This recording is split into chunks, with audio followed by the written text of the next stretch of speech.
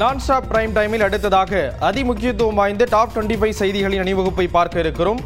அந்த வகையில் முதலாவதாக தஞ்சை பெரிய கோயிலில் சதய விழா, சொந்த ஊரில் கபடி வீரருக்கு உற்சாக வரவேற்பு உள்ளிட்ட செய்திகளை டாப் 5 தமிழ்நாடு செய்திகள் பகுதியில் பார்க்கலாம்.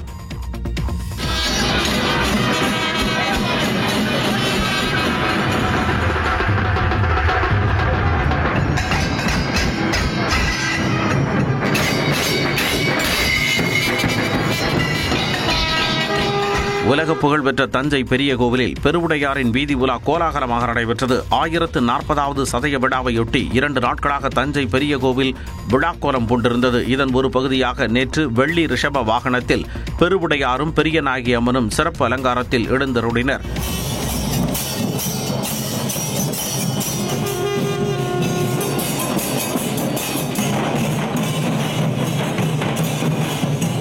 மேளதாளங்கள் இசைக்க வீதி உலா வந்த பெருவுடையாரை பக்தர்கள் வழிபட்டனர்.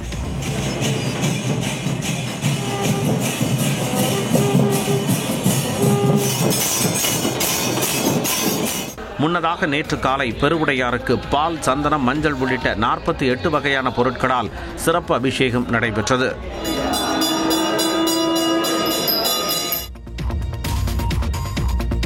கரூர் வேலுச்சாமிபுரத்தில் நெரிசல் சம்பவம் நடந்த இடத்தில் 1 கிலோமீட்டர் தொலைவை 2 நாட்களில் 14 மணி நேரம் அளவீடு செய்து முடித்துள்ளனர். தவேக தலைவர் விஜய் பரப்புரையின் போது நெரிசலில் சிக்கி குழந்தைகள், பெண்கள் உட்பட 41 பேர் உயிரிழந்தனர். இது தொடர்பாக சிபிஐ விசாரணை நடைபெற்று வருகிறது. இந்நிலையில் 2வது நாளாக நேற்றும் 12 பேர் கொண்ட குழுவினர் சம்பவம் நடந்த இடத்தை அளவிடும் பணியில் ஈடுபட்டனர். இதற்காக அப்பகுதியில் போக்குவரத்து தடை செய்யப்பட்டு வாகனங்கள் திருப்பிவிடப்பட்டன. விபத்து நடந்த பகுதியை மையமாக வைத்து இருபுறமும் 500 மீட்டர் தொலைவு என 1 கிலோமீட்டர் தொலைவிற்கு 3D லேசர் ஸ்கேனர் கருவி மூலம் அளவீடு செய்தனர். இந்த 1 கிலோமீட்டரில் ஒவ்வொரு 5 அடி இடைவெளியில் 3D லேசர் ஸ்கேனர் கருவியை வைத்து துல்லியமாக தரவுகளை சேகரித்தனர். 2 நாட்களாக 14 மணி நேரம் நடைபெற்ற அளவீட்டு பணிகள் நேற்றுடன் நிறைவடைந்தன. கடை உரிமையாளர், வீடியோகிராபர், பொதுமக்கள் என இதுவரை 4 பேர் சிபிஐ கூடுதல் எஸ்பி முகேஷ்குமார் முன்பு ஆஜராகி வாக்குமூலம் அளித்துள்ள நிலையில் உயிரிழந்தவர்களின் குடும்பத்தினர் மற்றும் காயமடைந்து சிகிச்சை பெறுபவர்களிடம் வரும் நாட்களில் விசாரணை நடைபெறும் என தகவல் வெளியாகியுள்ளது. வங்கக்கடலில் இன்று காற்றழுத்த தாழ்வு பகுதி உருவாகும் என்று வானிலை ஆய்வு மையம் தெரிவித்துள்ளது. வங்கக்கடலில் உருவான முந்தா புயல் கடந்த வாரத்தில் ஆந்திராவில் கரையை கடந்தது. இந்நிலையில் தெற்கு மியான்மர் கடலோர பகுதிகள் மற்றும் அதனை ஒட்டிய வடக்கு அந்தமான் பகுதியின் மேல் ஒரு வளிமண்டல மேலடுக்கு சுழற்சி நிலவுகிறது. இதன் காரணமாக மத்திய கிழக்கு வங்கக்கடல் பகுதிகளில் இன்று காற்றழுத்த தாழ்வு பகுதி உருவாகும் என்று வானிலை மையம் கணித்துள்ளது. எனினும் தமிழ்நாட்டில் ஒரு வார காலத்துக்கு மிதமான மழையை பெய்யும் என்று வானிலை மையம் தெரிவித்துள்ளது. சென்னை நகரில் வானம் ஓரளவு மேகமூட்டத்துடன் காணப்படும் என்றும் ஒரு சில பகுதிகளில் மிதமான மழைக்கு வாய்ப்பு இருப்பதாக வானிலை மையம் கணித்துள்ளது. திருச்சி மாவட்டம் சிறுகனூர் அருகே எரிந்த நிலையில் பெண் உடல் மீட்கப்பட்ட வழக்கில் தற்கொலையாக இருக்கலாம் என்று போலீசார் தெரிவித்துள்ளனர். திருச்சி சீனிவாசபுரம் பகுதியைச் சேர்ந்த 22 வயதான மீரா ஜாஸ்மின் MSc முடித்துவிட்டு வேலை தேடி வந்த நிலையில் சிறுகனூர் அருகே காட்டுப்பகுதியில் எரிந்த நிலையில் சடலமாக மீட்கப்பட்டார். மீரா ஜாஸ்மின் கொலை செய்யப்பட்டிருக்கலாம் என கூறி உறவினர்கள் மற்றும் அரசியல் கட்சியினர் மருத்துவமனை முன்பு சாலை மறியலில் ஈடுபட்டனர். போலீசார் பேச்சுவார்த்தை நடத்தி நடவடிக்கை எடுக்கப்படும் என உறுதியளித்ததை தொடர்ந்து போராட்டக்காரர்கள் கலைந்து சென்றனர்.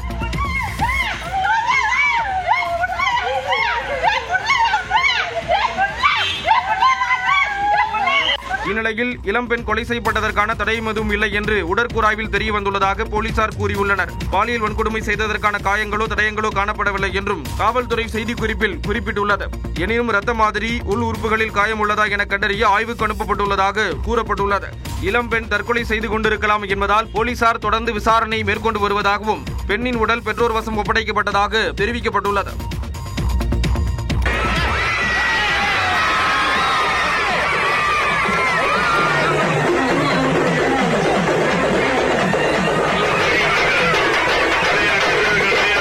ஆசிய இளையோர் விளையாட்டுப் போட்டியில் தங்கப்பதக்கம் வென்ற கபடி வீரர் அபினேஷுக்கு அவரது சொந்த கிராமமான வடுவூரில் அளிக்கப்பட்ட உற்சாக வரவேற்புதான் இது. பஹ்ரைனில் நடைபெற்ற ஆசிய இளையோர் விளையாட்டுப் போட்டியின் கபடி பிரிவில் இந்திய ஆடவர் மற்றும் மகளிர் அணிகள் தங்கப்பதக்கம் வென்றன. இதில் ஆடவர் அணியில் திருவாரூர் மாவட்டம் மன்னார்குடியை அடுத்த வடவூரைச் சேர்ந்த அபினேஷ் இடம்பெற்றிருந்தார். இந்நிலையில் சொந்த ஊருக்கு சென்ற அபினேஷுக்கு கிராம மக்கள் மேளதாளம் முழங்க உற்சாக வரவேற்பு கொடுத்தனர். இதில் கலந்து கொண்ட அமைச்சர் TRP ராஜா அபினேஷுக்கு சால்வை அணிவித்து பாராட்டினார்.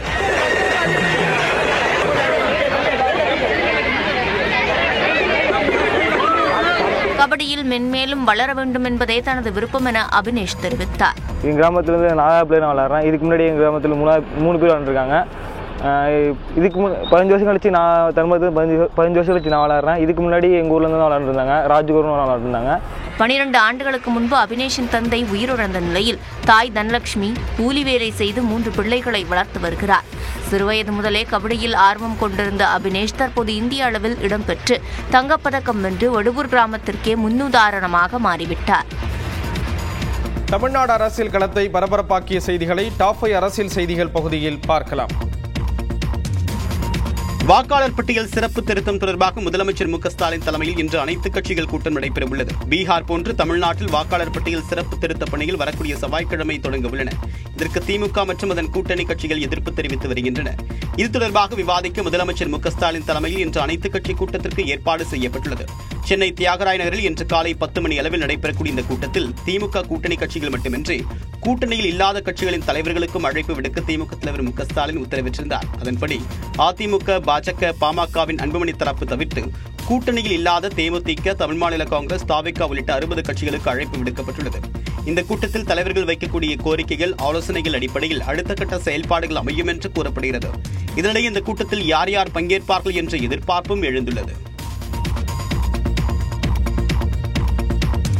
தேர்தல் நடைபெறும் மாநிலங்களில் பாஜகவிற்கு பாதகமாக இருக்கக்கூடிய வாக்குகளை நீக்கக்கூடிய வேலைகள் வெளிப்படையாக நடைபெற்று வருவதாக துணை முதலமைச்சர் உதயநிதி ஸ்டாலின் குற்றம் சாட்டியுள்ளார். சென்னையில் செய்தியாளர்களை சந்தித்தவர் தீவிர வாக்காளர் பட்டியல் சிறப்பு திருத்தம் தொடர்பாக அனைத்து கட்சி தலைவர்களின் கருத்துக்களையும் கேட்டு தீர்மானம் நிறைவேற்றப்படும் என்றார். எங்கெங்க தேர்தல் நடக்குதோ அங்கதான் அவங்களுக்கு, அதாவது ஒன்றிய பாஜக அரசுக்கு எது சாதகமாக இருக்கோ அது மட்டும் வச்சுக்கிட்டு அவங்களுக்கு பாதகமாக இருக்கக்கூடிய வாக்குகளை எல்லாம் நீக்கின்ற அந்த பணிகளை வெளிப்படையாகவே அவங்க ஈடுபட்டு இருக்காங்க.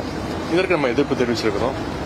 தொடர்ந்து அவங்க தமிழ்நாட்டில் அவங்களுக்கு வெல்வதற்கான வாய்ப்பு கடந்த பல வருடங்களாக பாஜகவுக்கு அந்த வாய்ப்பு கிடைக்கிறது இல்லை. மக்கள் அந்த வாய்ப்பு அவங்களுக்கு கொடுக்கறது இல்லை. எனவே இதில் எப்படியாவது அந்த இதை பயன்படுத்தியாவது அவங்க வெற்றி பெறணும் அப்படின்னு முயற்சியில் ஈடுபட்டிருக்காங்க. அதுதான் எங்களுடைய கருத்து. தொடர்ந்து பேசிய அவர் கரூர் கூட்ட நெரிசல் தொடர்பாக பேட்டி கொடுக்க வேண்டியவர் தற்போது வரை பேட்டி கொடுக்கவில்லை என விஜயை மறைமுகமாக குறிப்பிட்டார். கரூர் சம்பவம் குறித்து அஜித்குமார் கூறியதற்கு தான் கருத்து கூற விரும்பவில்லை என தெரிவித்த உதயநிதி ஸ்டாலின் அஜித் எது கூறினாலும் அது பாராட்டத்தக்கது என்று தெரிவித்தார். அதிமுகவின் பொதுச் செயலாளர் பதவி குறித்து செங்கோட்டையன், எடப்பாடி பழனிசாமி, டிடிவி தினகரன் ஆகியோர் கருத்து தெரிவித்துள்ளனர். இவர் இப்போது இருப்பது தற்காலிக பொதுச் செயலாளர் தான். நிரந்தர பொதுச் செயலாளர் என்று இதுவரையிலும் தேர்தல் ஆணையம் அந்த ஆணையை பிறப்பிக்கவில்லை. அது தேர்தல் ஆணையத்திலே 6 பேர் நிலுவிலே இருக்கிறது. தற்காலிக பொதுச் செயலாளரை 53 ஆண்டு காலம் தலைவர் காலத்திலிருந்து நான் தீவிர உறுப்பினராக இருந்த என்னையே நீக்கப்பட்டிருக்கிறது என்பது கேள்வியாக வழக்கறிஞர் மூலமாக வழக்கு தொடர்கிறேன். இதெல்லாம் நீதிமன்றத்தின் மூலமாக நாங்கள் கிடைக்கப்பெற்றோம். அங்கே தேர்தல் ஆணையத்தின் மூலமாக கொடுக்கப்பட்டது. தேர்தல் நடத்தி முறையாக பொதுச் செயலாளர் அறிவிக்கப்பட்டது. புரியுதுங்களா? அவருக்கு ஏதாவது சொல்ல வேணும், அதுக்காக சொல்றாரு. புரட்சி தலைவருடைய சட்ட திட்டங்களை சதி செய்து யார் வேண்டுமானாலும் எந்த தொண்டனும் பொதுச் செயலாளராகலாம் என்கிற விதியையே தனது சுயநலத்திற்காக, பதவி வெறிக்காக அதில் திருத்தங்களை கொண்டு வந்து தன்னை தவிர யாருமே பொதுச்செயலாளர் ஆக முடியாத அளவிற்கு அந்த புரட்சித் தலைவர்கள் கண்ட இயக்கத்தை இன்றைக்கு சீர்குலைத்து விட்டு அதை ஈடிஎம்கேயாக நடத்தி கொண்டிருக்கின்ற பழனிசாமி அண்ணன் செங்கோட்டையன் போன்ற மூத்த நிர்வாகியை நீக்குவதற்கு எந்த ஒரு தகுதி இல்லை என்பதுதான் உண்மை. திமுகவின் பி டீம் யார் என்று செங்கோட்டையன், எடப்பாடி பழனிசாமி மற்றும் டிடிவி தினகரன் ஆகியோர் மாறி மாறி கேள்வி எழுப்பியுள்ளனர். என்ற நிலையிலே அவர் சொல்வது திராவிட முன்னேற்ற கழகத்திற்கு நான் உறுதுணையாக இருப்பதாக ஒரு கருத்துக்களை வெளிப்படுத்தி இருக்கிறார். பி டீம் சொல்லியிருக்கார். அவர் கருத்தை சொல்லுவதோ பி டீம் யார் என்பதை நாடு அறியும். திராவிட முன்னேற்ற கழகத்தை தாக்கி பேசிக்கிறார். நான் சொன்ன ஏற்கனவே இந்த படம் பார்த்தோம். இந்த படத்துல அம்மா படம் இல்லைங்கிறாரு. பெரிய ஆதங்கப்பட்டிருக்காரு. யாரோட போய் சேர்ந்து பண்றாரு? இதாங்க பிடிஎம்ங்கிறது. இதுக்கு மேல என்ன விளக்கம் வேணும்? அம்மா படம் இருக்குதா? தலைவர் படம் இருக்குதா? அப்ப யாரோட இணைந்து பணியாற்றி கொண்டு இருக்கிறார் என்று ஊடக நபர்களும் பத்திரிகையும் தெளிவா தெரியும். திமுகவுக்கு பி டீம் பழனிசாமி தாங்கிறது ஊருக்கே தெரியும். 21 தேர்தலில் திமுக ஜெயிப்பதற்கு காரணமே பழனிசாமியோடைய அந்த குறுக்கு புத்தி தான். அதுபோல 24 பாராளுமன்ற தேர்தலில் திமுக 39 இடங்களில் ஜெயிப்பதற்கு காரணமுமே பழனிசாமியுடைய அந்த பி டீம் செயல்பாடு தான். ஏன்னா தான் மீது எந்த வழக்கும் வந்துவிடக்கூடாது என்பதற்காக அவர் போடுகின்ற வேஷம் தான் இது. அதிமுகவில் நிலவும் சலசலப்புக்கு மத்தியில் வரும் புதன்கிழமை அக்கட்சியின் மாவட்ட செயலாளர்கள் கூட்டம் நடைபெற உள்ளது. அதிமுகவிலிருந்து பிரிந்து சென்றவர்களை ஒருங்கிணைக்க வேண்டும் என முன்னாள் அமைச்சர் செங்கோட்டையன் தலைமைக்கு வலியுறுத்தியிருந்தார். இதனால் அவரது மாவட்ட செயலாளர் பதவி பறிக்கப்பட்ட நிலையில் முத்துராமலிங்க தேவர் ஜெயந்தி விழாவில் முன்னாள் முதலமைச்சர் ஓ பன்னீர்செல்வம், அமமுக பொதுச் செயலாளர் தினகரன் ஆகியோருடன் ஒன்றாக பங்கேற்றிருந்தார். இதனைத் தொடர்ந்து செங்கோட்டையனை கட்சியிலிருந்து நீக்கி அக்கட்சியின் பொதுச் செயலாளர் எடப்பாடி பழனிசாமி அதிரடியாக உத்தரவிட்டார். இந்த நிலையில் அதிமுக தலைமை அலுவலகத்தில் வரும் புதன்கிழமை காலை 10:30 மணிக்கு மாவட்ட செயலாளர்கள் கூட்டம் நடைபெறும் என எடப்பாடி பழனிசாமி அறிவித்துள்ளார். இந்த கூட்டத்தில் செங்கோட்டையன் கட்சியிலிருந்து நீக்கம், SIR பணிகள் உள்ளிட்டவை குறித்து ஆலோசிக்கப்படும் என்று கூறப்படுகிறது. முன்னதாக ஞாயிறு மற்றும் திங்கள் ஆகிய தினங்களில் அதிமுக தகவல் தொழில்நுட்ப நிர்வாகிகள் ஆலோசனைக் கூட்டமும், ஞாயிற்றுக்கிழமை மதியம் பூத் கமிட்டி பொறுப்பாளர்கள் ஆலோசனைக் கூட்டமும் நடைபெற உள்ளது. இன்று மாலை வெண்ணில் பாயும் தகவல் தொடர்பு செயற்கைக்கோள். ஆந்திராவில் நெரிசலில் சிக்கி 9 பேர் உயிரிழப்பு. பீகாரில் பிரதமர் மோடி இன்று ரோட் ஷோ உள்ளிட்ட செய்திகளை டாப் 5 இந்தியா பகுதியில் பார்க்கலாம். ஸ்ரீஹரிகோட்டாவிலிருந்து CMS-03 செயற்கைக்கோளுடன் LVM-3 ராக்கெட் இன்று ஏவப்பட உள்ள நிலையில் 24 மணி நேர கவுண்டவுன் தொடங்கியது. நாட்டின் தகவல் தொடர்பு வசதிகளை மேம்படுத்த 1600 கோடி ரூபாயில் அதிநவீன CMS-03 செயற்கைக்கோளை இஸ்ரோ வடிவமைத்துள்ளது. ஆந்திர மாநிலம் ஸ்ரீஹரிகோட்டாவில் உள்ள ஏவுதளத்திலிருந்து LVM-3 ராக்கெட் மூலமாக செயற்கைக்கோள் இன்று மாலை 5:26 மணிக்கு விண்ணில் செலுத்தப்பட உள்ளது. இதற்கான 24 மணி நேர கவுண்டவுன் நேற்று மாலை தொடங்கியது. முன்னதாக இந்த திட்டம் வெற்றியடைய வேண்டி திருப்பதி கோயிலில் இஸ்ரோ தலைவர் நாராயணன் உள்ளிட்ட விஞ்ஞானிகள் வழிபாடு நடத்தினர். CMS-03 செயற்கைக்கோளின் மாதிரியை ஏழுமலையான் திருவடிகளில் சமர்ப்பித்து வேண்டிக் கொண்டனர். This is going to be a very, very important satellite, highly useful for the communication purpose. And right now, the entire activities are going on in Sriharikota.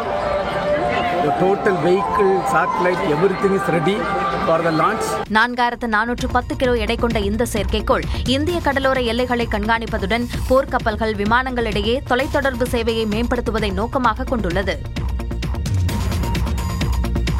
பீகாரில் வரும் வியாழக்கிழமை முதற்கட்ட வாக்குப்பதிவு நடைபெற உள்ள நிலையில் பாட்னாவில் பிரதமர் மோடி இன்று ரோட் ஷோ செல்கிறார். 243 சட்டமன்ற தொகுதிகளை கொண்ட பீகாரில் 2 கட்டங்களாக வாக்குப்பதிவு நடைபெற உள்ளது. இதில் வரும் வியாழக்கிழமை தேர்தல் நடைபெற உள்ள 121 தொகுதிகளில் அரசியல் கட்சி தலைவர்கள் தீவிர பரப்புரையில் ஈடுபட்டுள்ளனர். இந்நிலையில் பீகார் தலைநகர் பாட்னாவில் தினகர் கோலம் வரியில் தொடங்கி உத்தியோக் பவன் வரை சுமார் 3 கிலோமீட்டர் தூரத்திற்கு பிரதமர் மோடி இன்று ரோட் ஷோ செல்கிறார். பிரதமர் மோடியின் ரோட் ஷோவை ஒட்டி 3 அடுக்கு பாதுகாப்பு போடப்பட்டுள்ளது.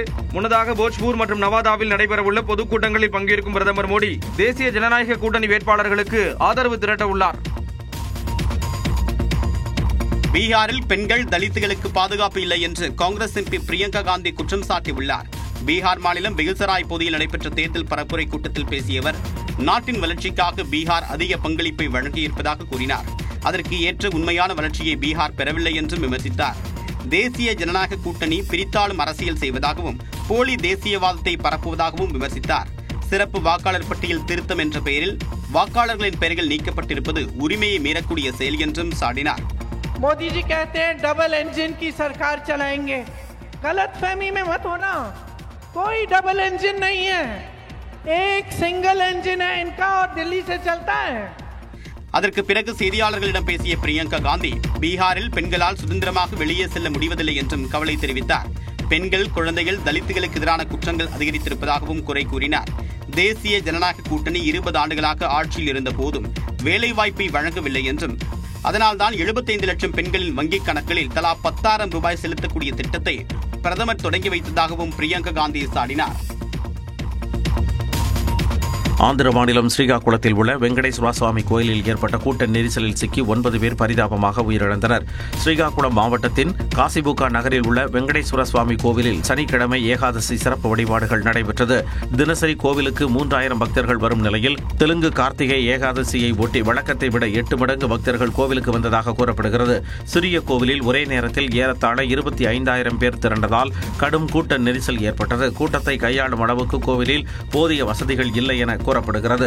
இதில் சாமி கும்பிட யார் முதலில் செல்வது என போட்டி ஏற்பட்டு பக்தர்கள் முண்டியடித்ததில் ஒருவர் மீது மற்றொருவர் விழுந்தனர்.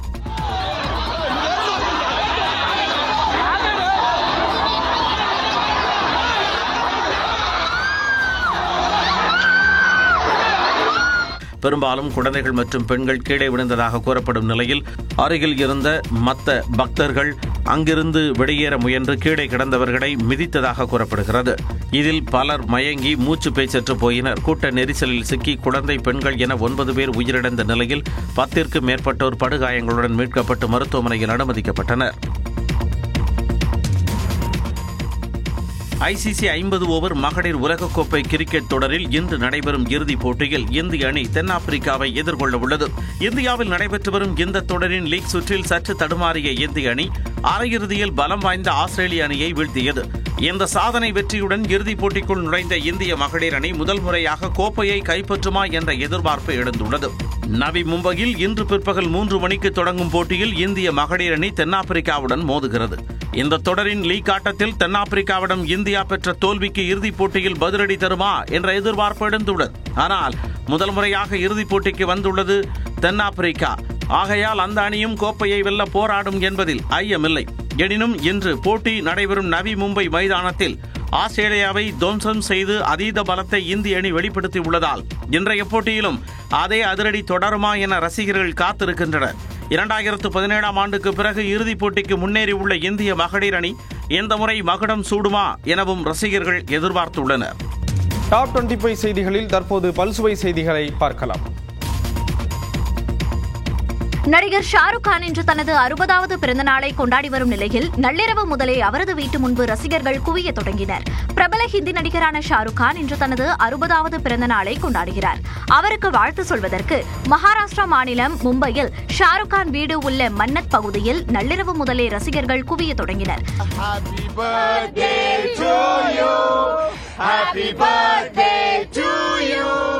Happy birthday, dear King Khan. Happy birthday to you. All the way from Dubai, we've just come to celebrate your birthday. And Shahrukh, happy birthday to you and loads of best wishes for a good health, long life and happiness. मेरा जो team है वो SRK warriors Kolkata से है. हम लोग का जो मेन टीम है वो SRK वॉरियर्स है. हम लोग कोलकाता से हैं. 33 घंटा का सफर करके आए हैं हम लोग 2 दिन में ट्रेन से. நடிகர் ஷாருக் கான் தங்களை சந்திப்பார் என்ற நம்பிக்கையில் காத்திருப்பதாக அவரது ரசிகர்கள் தெரிவித்துள்ளனர். இந்நிலையில் நடிகர் ஷாருக் கானுக்கு திரைப்பிரபலங்கள் உட்பட பல்வேறு துறையினரும் பிறந்தநாள் வாழ்த்து தெரிவித்து வருகின்றனர்.